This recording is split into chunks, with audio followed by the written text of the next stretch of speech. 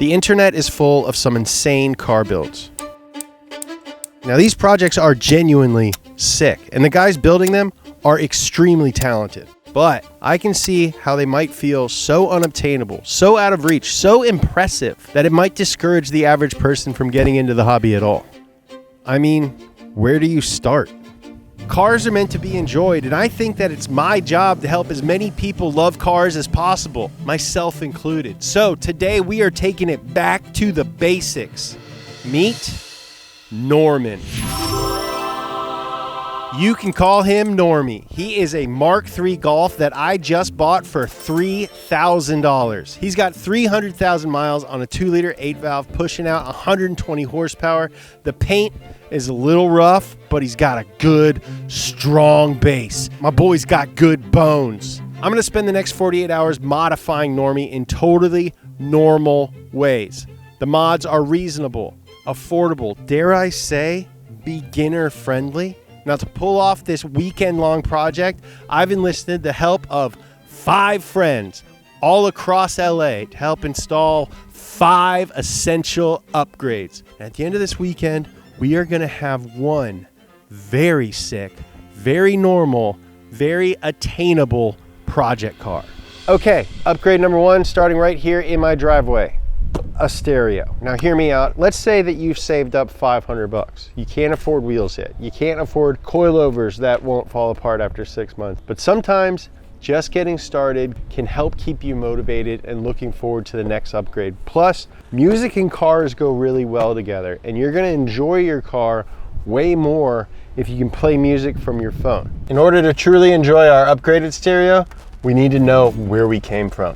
P-Rolls, North Philly,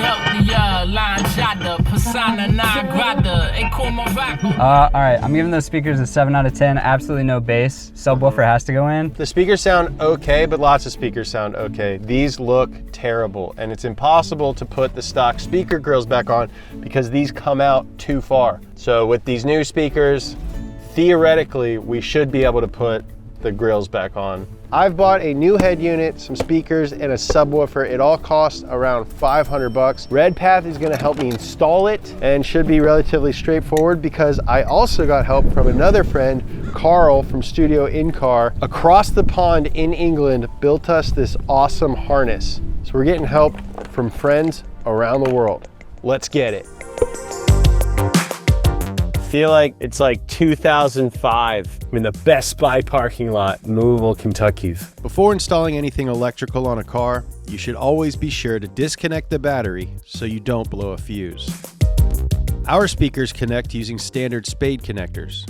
Normie already had aftermarket speakers, so the previous owner had splice-in connectors already. But you may have to do some cutting and crimping yourself depending on what connection you find at the back of your speakers. I mean, car stereo stuff definitely isn't as popular as it used to be because cars come with really good stereos, but some old cars do not. One thing I love about these old cars is how easy swapping out the head unit is. It's as simple as popping off a plastic frame, removing the stereo, and unplugging some connectors. For a head unit, we went with a relatively modest Blau-Punkt Madrid. Head unit mimics the design language of an older car.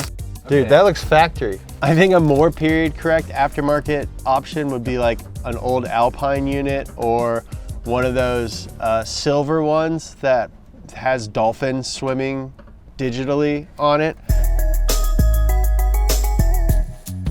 It's a good place for the shove. Hurts, don't it? To get power to the subwoofer, we have to run a wire all the way to the battery at the front. In 1998, Volkswagen wanted you to add something, so they pre-drilled the firewall and plugged it with this cute little plug. All right, so when we connect this, it's gonna make a big pop. Hopefully. Yeah, hopefully, yeah. Oh, nice. I didn't hear a pop. Yeah, I didn't hear a pop. It's probably a bad thing. Yeah. Battery's dead. All right, jump pack's hooked up. We got power. Let's see if music is better. Oh yeah, dude. Oh, the bass is way better.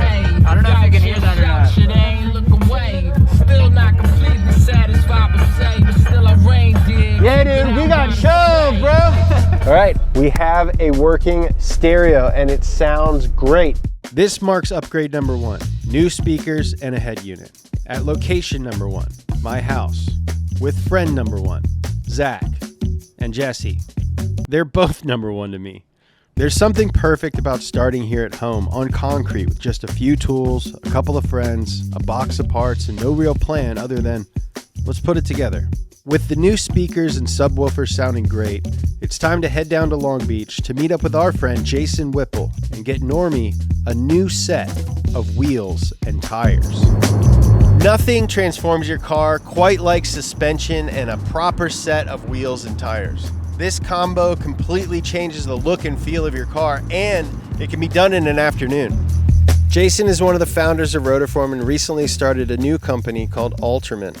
He's a good friend, a fellow Mark III owner, and knows more about offsets, tire sizes, and finishes than most people on Earth. Everything I sell is something I have wanted to put on my own car. We're not just selling trinkets to make money. So a couple weeks ago, I dropped off a set of 16 by 9 inch Schmidt Modern Lines. I bought this set from Blackfly Industries a couple years ago, and they've been sitting in the background of most of our videos ever since. I think this set was pieced together from display models or something because they're all the same specs, but they were in different colors. So Jason helped me make them the same color. Schmidt Modern Lines are one of the most classic choices for a Mark III Volkswagen. I have always wanted a set of these. The wheels are 16 inches in diameter and 9 inches wide, so in order to fit them properly on Norman, we're going to have to go pretty aggressive with tire stretch. We'll be fitting 195/45 Nankings. Now, I've been told that these stretch very well. Shouts to Nanking UK and Players J for hooking us up. Not only is Jason able to help with getting the wheels refinished, but he also conveniently has friends who do mobile tire mounting. I've wanted these wheels since I was like 16 years old. Damn, dude, that looks unsafe. Stretch tires are funny. On the drive home, this thing is gonna look so good. We're so close to this car looking sick for the rest of its life. 1 down, 3 to go. Yeah, there's cobwebs everywhere. How many sets of wheels do you think you put on a car? A lot. 100, like tens of thousands? Yeah. Yeah. Easily. This is what I was doing before I had a job in the automotive industry. Yeah. I was playing with Mark IIs and Mark IIIs. So yeah, this has kind of always been a dream. Wheels and suspension is definitely big impact for low dollar in the big scheme of things. And you know, it sets the stage for the rest of your project. Yeah, that's not low enough. I mean, with these tires, we committed to dumping this thing because right now, wheels look great. Stance is an abomination. Dude, I can see the vision, bro. I can see the vision. Yeah. Mod 2, wheels and tires, done. Dude, it's starting to look like a cool car. You're well on your way, son. We're about to do my favorite mod with my favorite YouTuber, suspension with Vin Anatra. We're about to slam this normal little car an ungodly amount. It's gonna be dangerous to drive, and I'm so excited. Vin is the perfect guy to help us out to do it. Hey, it's me from later in the video. Things get a little crazy, you'll see. We spent a lot of money on gas and other little tidbits, like this sub, so we might as well be getting something back for all that spending. Which is why we partnered with Gemini to showcase their Bitcoin credit card, the only instant Bitcoin rewards credit card. The best thing about this card is it gives you a 4% Bitcoin back on gas and transportation up to $300 a month in Bitcoin. 4% adds up fast when you're doing, let's just say, some long parts runs. And the rewards don't stop there. You also get 3% back on dining, 2% on groceries, and 1% on everything else. And here's the thing. If you're not ready to ride the crypto roller coaster, you can choose to get your rewards in USDC, which is basically just dollars, but you still get that same 4%. Honestly, I'd rather have Bitcoin than dollars anyway, so And a large chunk of my rewards have come from filling up this car with gas. But overall, Bitcoin rewards earned and held for 1 year on the Gemini credit card have appreciated 176% on average. So you are investing while you spend. To sign up for the Gemini credit card, head to gemini.com/speed and get $200 in Bitcoin when you spend $3,000 in your first 90 days. You can see if you pre-qualify with no impact to your credit score. Click the link or go to gemini.com/speed to apply and start earning instantly. All right, back to the past. See ya. I didn't think it was going to start. Vin is one of the rare people who truly gets both cars and YouTube. Two things that take up a ridiculous amount of space in my brain. Is this just a really fancy way of guilting your friends into working on your car? Because you had no explanation of what you were doing, but you're like, I'll give you subscribers on YouTube if you do my suspension. I was like, all right, I'm down. Suspension is always the first real mod I want to do on any car. It always feels like it ties everything together. I love working on Mark IIIs. This was so simple. This is the easiest suspension job ever. Yeah. Literally, like back in the day, this is how you got into cars. Yeah, like just dude. doing simple crap with your friends. And now YouTube makes it seem so... Yeah, now you have to fabricate the entire monocoque or whatever. Oh, easy. I mean, like you have your own channel and you come from a channel that's built like you, in a lot of ways, you guys are responsible for the absurdity of YouTube cars. Because like, as you know, like it's all about like title and thumb. So we always had to go above and beyond to like get people to be interested in the build. But the one common thing that all of those cars had was they all sucked at the end. Not a single one of those was a good car that was usable for the road. The car has to serve the purpose of like just driving on the road. That's a lesson for life from Uncle Vin. I'm trying to pay it back because James taught us how to dress as adults. So where's the other shut top? Yeah, it might look better. How'd we make out? It's fine. I'm so happy that wasn't me. So good. Volkswagen really just does dumb stuff. Yeah. Because like, why would you put this in such a difficult to reach place? I think that Germans have long, slender hands. All right, hit it. You know, my theory is that guys need things like this because like we couldn't just like hang out on a couch. Hell no, You're dude. high risk of making out if you're not doing something. Yeah. You know? Like what else are we gonna do? Can't be having that. That's how Rome fell, dude. Do we want to count the threads on the back? Oh yeah. All right, so there's like 53 in the back. Holy sh**. I mean, let's just put them on. Like, we'll probably have to do it a couple times to see. What do you think, James? Is it gonna be right? No, no way. But it's gonna look way better. That is so high. I told you, it actually could look worse. It's embarrassing. It looks worse. Yeah. Now we look real official doing it at the same time. So funny that I'm like crouching down to do this. It's not a f***ing lift. Why am I doing this? Remember, kids, coilovers only go down, so Yeah. You can't go back up. perfect. Maybe perfect. Maybe perfect. I think the rear will settle. Ooh, the front's money. Dude, Yeah, I like it. yeah, dude. Dude, sick. Hell yeah, I man. like it. Let's put lugs in and then go look at it outside. Yeah, dude.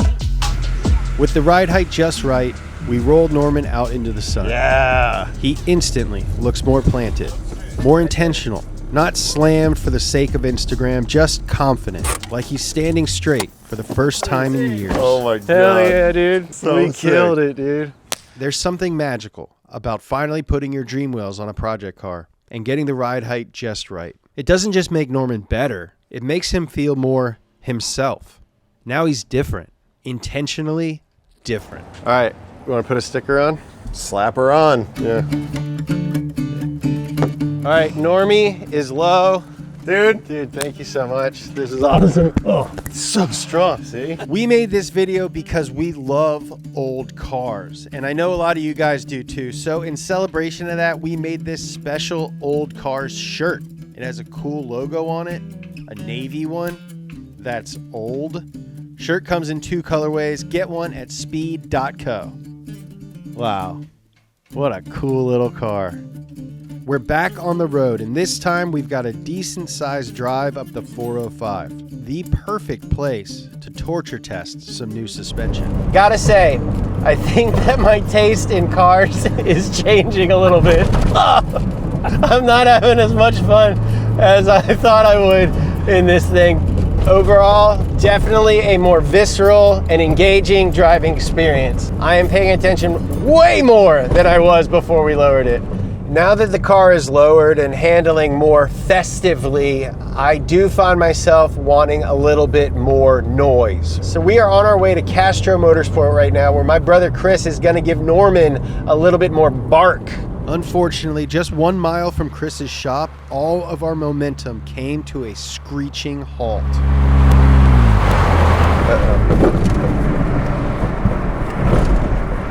Just shut off. Really? Yeah. We think maybe an O2 sensor hit the ground and pulled out. Would that keep it from like starting? Okay. Let it cool off and see what it does. And he's gonna finish what he's doing. Like we mentioned doing some maintenance beforehand, I would say go through your car better than we did, because admittedly we did rush a little bit to start shooting a video for YouTube. We try to get the car started, but no luck. And without a clear picture of what's causing the problem, we end up calling a truck and towing it to Chris's shop. Doing this video reminded me how much I hate old cars, and I know a lot of you guys do too. So as a tribute to that pain, we made this special old cars shirt. It's got a navy logo, an old one, comes in 2 colorways. Get it at speed.co.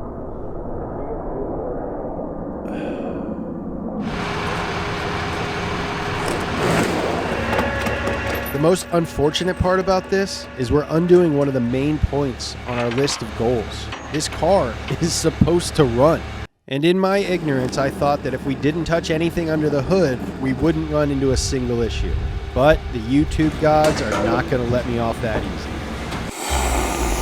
Okay, I got an idea. What if we did a video and we say that it's a perfect beginner's guide to working on a car, but we end up doing a bunch of modifications that require you to do further modifications. On top of that, we buy a car that breaks down, proving that no matter what you do to a car, if you are working on it for YouTube, it will get out of hand and become dramatic, just like every other car video on YouTube. It's hard to not feel like we're drifting into exactly the kind of over-involved chaos we swore we'd avoid. But still, we're here, and we're not turning around. So, we keep going, later and later into the night, together. Because if you give up every time the car fights back, you'll never get anywhere worth going. I've got faith. We'll get Norman back in working order. In the meantime, we've got a Borla muffler, a resonator, and some 2.5-inch piping ready to go. Chris can build an exhaust in his sleep. During some late nights, he probably has, honestly. Meanwhile, I've never built one. I've barely even welded. I've only tried a couple of times. I don't really know where to stand, how to hold a torch, how to not blind myself, but I want to know. So Chris does what good friends do. He hands me the tools, gives me the quick and dirty crash course, and lets me make a complete fool of myself.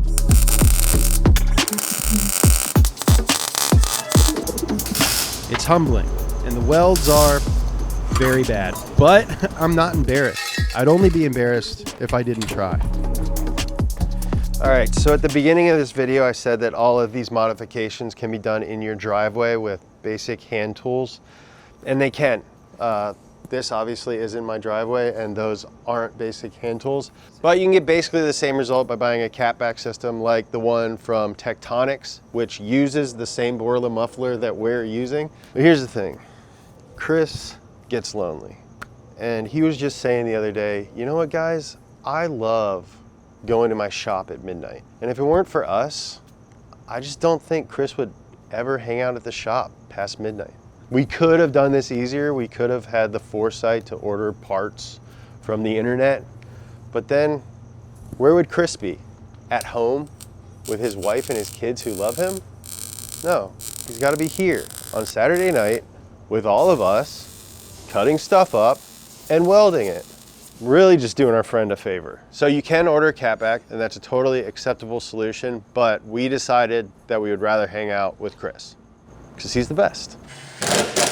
It's the end of the night. The exhaust is on and Normie still doesn't run. However, we think we have a diagnosis. While the car was up on the lift, Chris noticed this.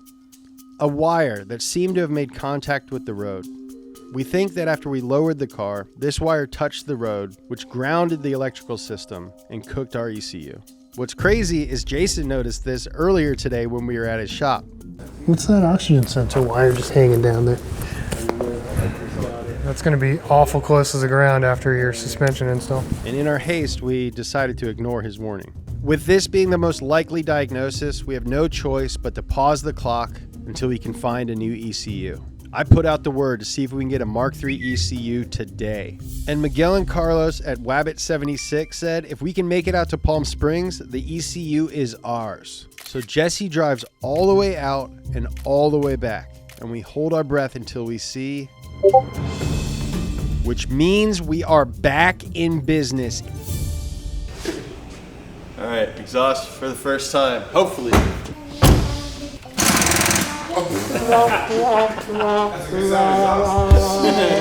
We have wheels, we have everything. Nah, we don't need a battery. No, I was gonna say we have the booster back, so. Oh yeah!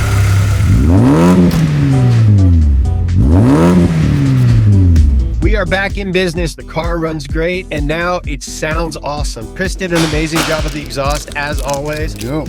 It's a much more special experience when you start the car now, and when it's idling, it sounds like it's got more under the hood than it actually does. Having a little noise when you hit the gas button is always nice. Sort of like gives you that in the moment motivation and pride in the fact that you are driving a modified car. So even though we're not gaining any power at all, we may have even lost a little bit of torque, I'm super happy with the exhaust, and it definitely livens up the car a little bit and makes it feel like a project. Up next, we venture to Era Picture Cars to link up with Seb and Nico for Normie's final modification, European lights and bumpers. Their company sources and handles specialty cars for movies, commercials, and music videos. And when the right car doesn't exist, they make it.